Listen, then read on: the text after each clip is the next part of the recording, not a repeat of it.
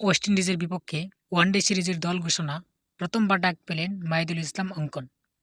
West ইন্ডিজের বিপক্ষে one day সিরিজের দল ঘোষণা করেছে বাংলাদেশ ক্রিকেট বোর্ড বিসিবি। সর্বশেষ আফগানিস্তান সিরিজের দল থেকে বাদ পড়েছেন মোহাম্মদ নাইম শেখ ও নাহিদ রানা। এছাড়া চোটের কারণে আফগানিস্তানের বিপক্ষে সিরিজে দলে না থাকা লিটন দাসও নেই এবারেও।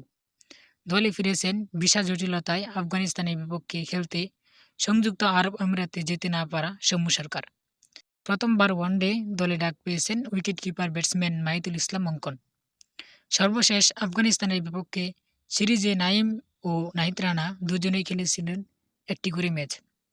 তৃতীয় ওয়ানডেতে 24 বল খেলে 7 রান করে আউট হয়ে যান নাইম। একই ম্যাচে 8.2 ওভার বল করে 56 রান দিয়ে উইকেট শূন্য ছিলেন নাহিদ রানা। ওয়েস্ট ইন্ডিজের বিপক্ষে বাংলাদেশের ওয়ানডে সিরিজের স্কোয়াড।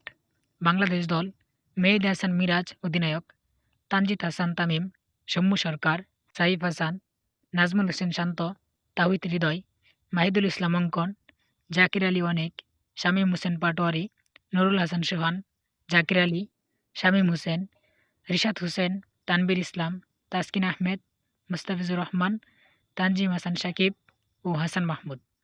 দলে ফেরা সৌম্য এ বছরের ফেব্রুয়ারিতে সর্বশেষ ওয়ানডে খেলেছিলেন।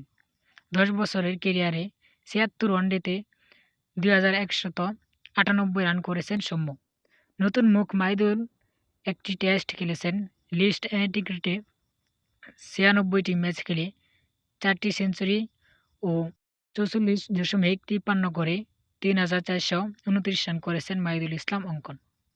18 অক্টোবর সিরিজে প্রথম ওয়ানডেতে মুখোমুখি হবে ওয়েস্ট ইন্ডিজ ও বাংলাদেশ। 21 ও 23 অক্টোবর হবে পরের দুই ম্যাচ। মিরপুর শেরেবাংলা জাতীয় ক্রিকেট স্টেডিয়ামে সবকটি ম্যাচই হবে বেলা 1:30টায়। 27 ও 29 ও 31 অক্টোবর 3 ম্যাচের টি-20 সিরিজের ম্যাচগুলো হবে চট্টগ্রামে।